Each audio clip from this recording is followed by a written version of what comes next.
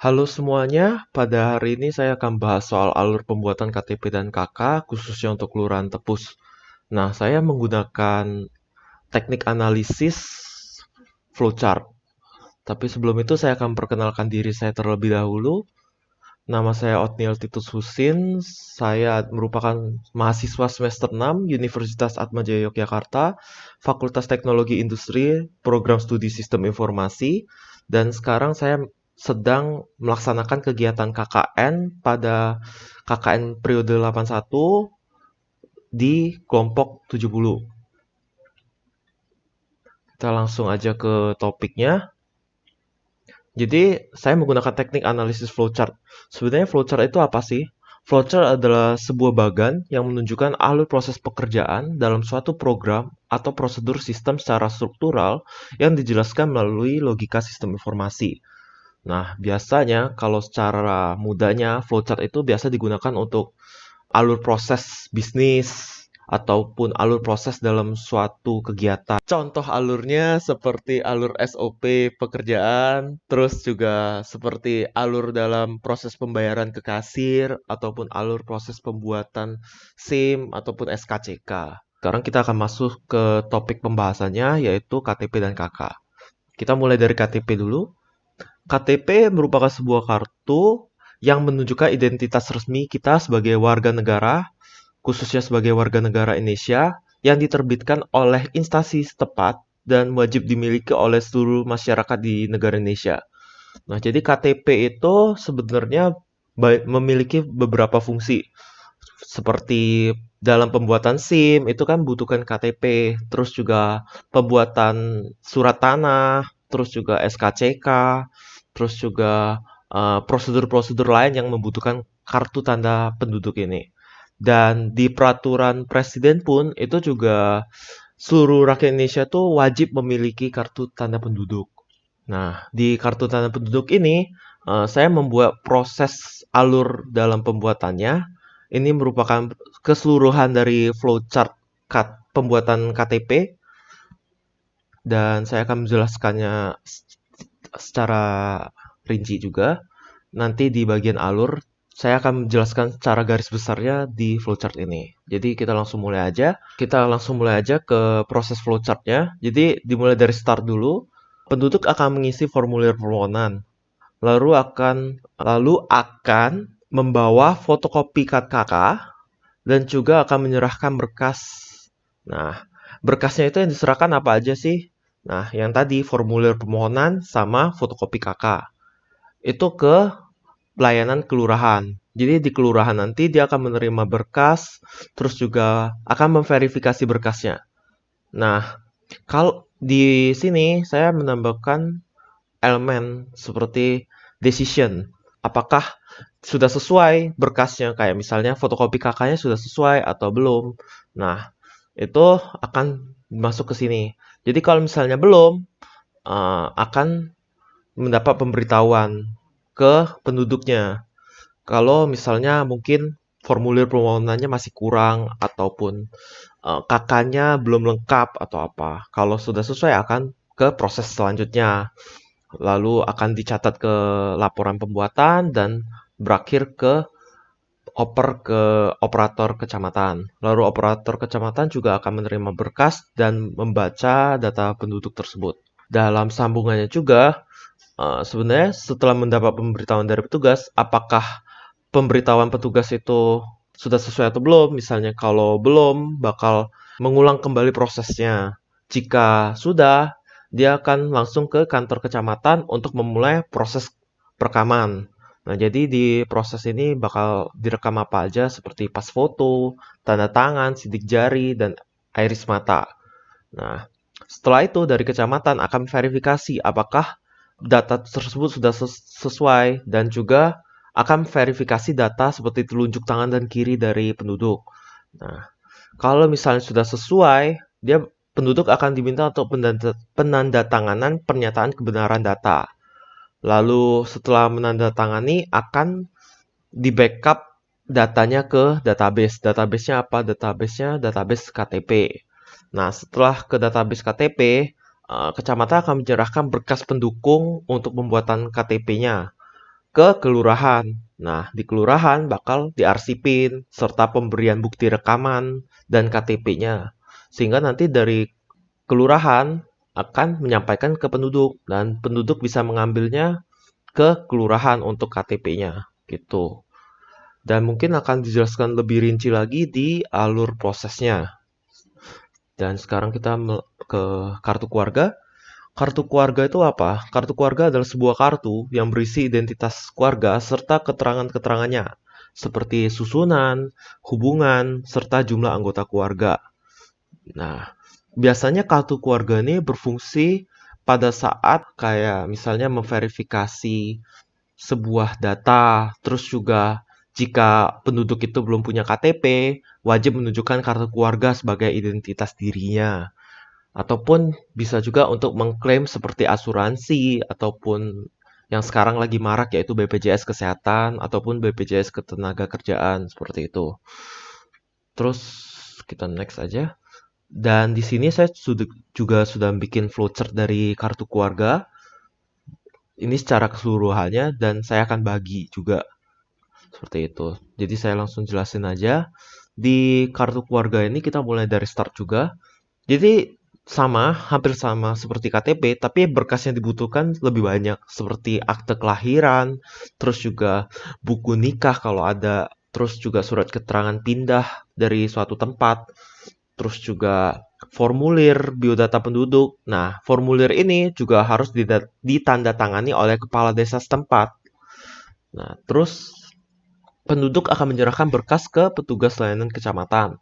Nah, di kecamatan, dia akan menerima berkas, terus memverifikasi. Terus juga ada decision lagi, apakah sudah sesuai belum. Kalau sudah sesuai, bakal dicatat di laporan pembuatan. Terus akan diserahkan ke operator dinas. Nah, kalau belum sesuai, dia bakal memberitahukannya ke penduduk. Nah, dari penduduk nanti bakal ada lagi decisionnya. Apakah penduduk itu sudah sesuai belum berkas-berkasnya? Kalau belum, bisa balik lagi untuk mengumpulkan berkas-berkas yang dibutuhkan gitu.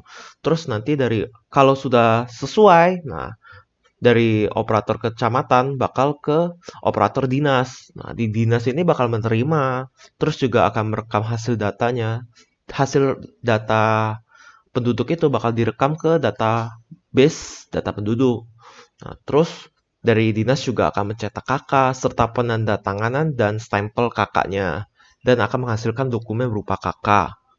Lalu dari dokumen itu akan dilaporkan berkasnya ke database KK. Nah, akan dimasukkan datanya ke database. Terus menyerahkan berkas dan KK ke kecamatan. Lalu dari kecamatan akan menerima berkas dan KK-nya, lalu menginformasikan kepada penduduk apakah sudah selesai atau belum. Dan kalau sudah selesai, penduduk bakal menerima informasi serta menerima dokumen KK tersebut. Nah, alur prosesnya akan dijelaskan lebih rinci lagi di next. Gitu. Terus juga sekarang kita masuk ke alur prosesnya. Yang pertama yaitu alur proses pembuatan KK. Jadi berkas apa aja sih yang dibutuhkan? Yang pertama itu formulir biodata penduduk yang ditandatangani kepala desa. Dan yang kedua ada akta kelahiran setiap penduduk. Yang ketiga buku nikah atau cerai jika ada. Dan yang keempat surat keterangan pindah dari tempat sebelumnya. Lalu penduduk akan pergi ke kantor kecamatan untuk menyerahkan berkas tersebut. Jadi berkas-berkas tersebut akan diserahkan ke kantor kecamatan, lalu dari kantor kecamatan akan memverifikasi berkas tersebut dan apakah sudah sesuai atau belum. Kalau misalnya belum sesuai, maka akan memberitahu ke penduduk bahwa berkas-berkas tersebut ada yang tidak sesuai. Lalu penduduk akan mengulang kembali untuk mengumpulkan berkas-berkas yang dibutuhkan oleh kecamatan. Dan jika sudah selesai, maka kecamatan akan menyerahkan data-data tersebut ke operator dinas. Dan sebelum diserahkan akan mencatat terlebih dahulu ke laporan pembuatan KK. Nah, jadi dari kantor dinas akan menerima berkas tersebut.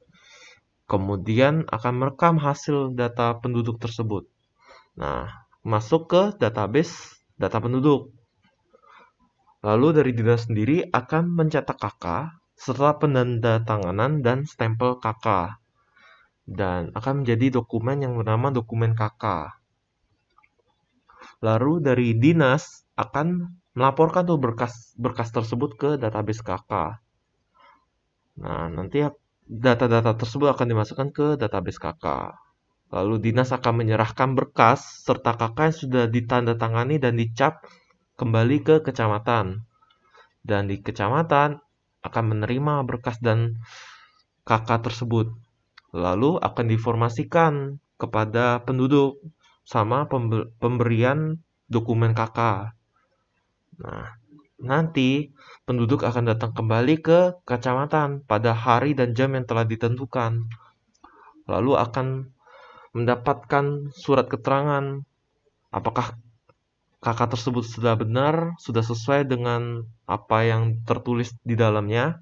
Jika sudah sesuai, maka penduduk akan menandatangani surat tersebut dan akan disimpan di database kecamatan.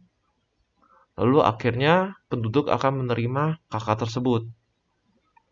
Dan sekarang kita akan beralih ke alur proses pembuatan KTP. Nah, pembuatan KTP ini, jadi berkas apa aja sih yang dibutuhkan? Nah, itu yaitu fotokopi KK dan formulir permohonan pembuatan KTP. Jadi penduduk itu akan ke kantor kelurahan. Nah, di kantor kelurahan mereka bakal memberikan tuh fotokopi KK sama formulir untuk pembuatan KTP. Nah, dari kantor kelurahan akan verifikasi tuh apakah data tersebut sudah sesuai atau belum. Terus juga masih butuh data apalagi gitu.